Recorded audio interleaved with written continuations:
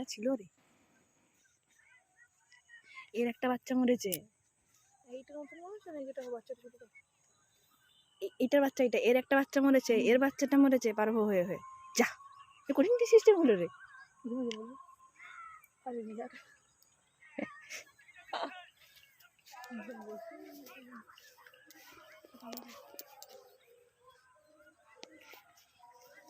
মনে আছে বাবলি আগের বছর আমরা যখন আসতাম, সেই হচ্ছে সেই সেই দুটো কুকুর জ্বালিয়ে দিত পুরো একবারে।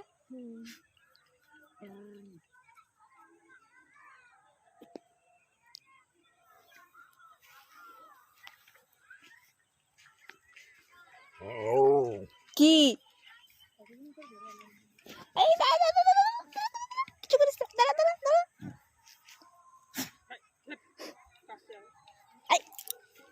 দাঁড়া ওইখানে দাঁড়া।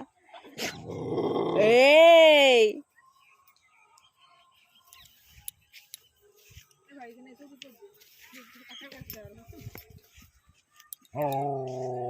বাবা রে, এই পেট কাটার বড় সাহস তো।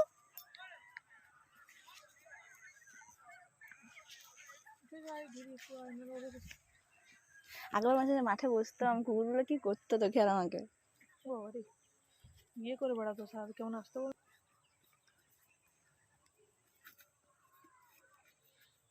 এখন একে বউ পাতে দিচ্ছে, এরও বউটা মরে গেছে।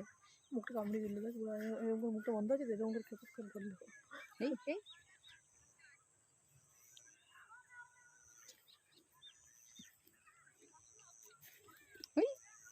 ওই যখনই মাঠ বেড়ে এই জায়গাটাই পড়ে থাকি, যাইনি কেন আমার হাতে পিটিয়ে পড়ে যাচ্ছে, বোকা বোকা পড়ে যাচ্ছে।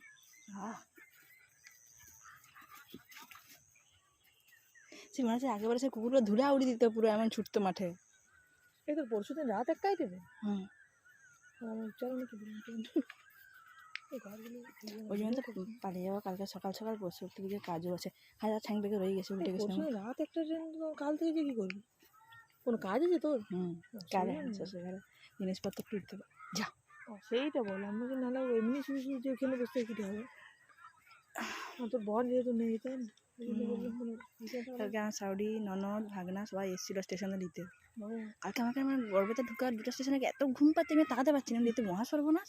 আমার ঘুমিয়ে গেলে তো ট্রেন পালিয়ে যাবে, ট্রেন তো পালিয়ে যাবে, আমি তাকাতে পারছি না। দেখবি কোথায় নেমেছো। মানে ট্রেনটা কত দূর ছিল? পুরুলিয়া।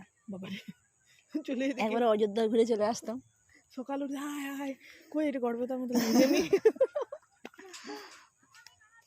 সকালে ফোন করতে চ, ও এখন তো করতে পারিনি।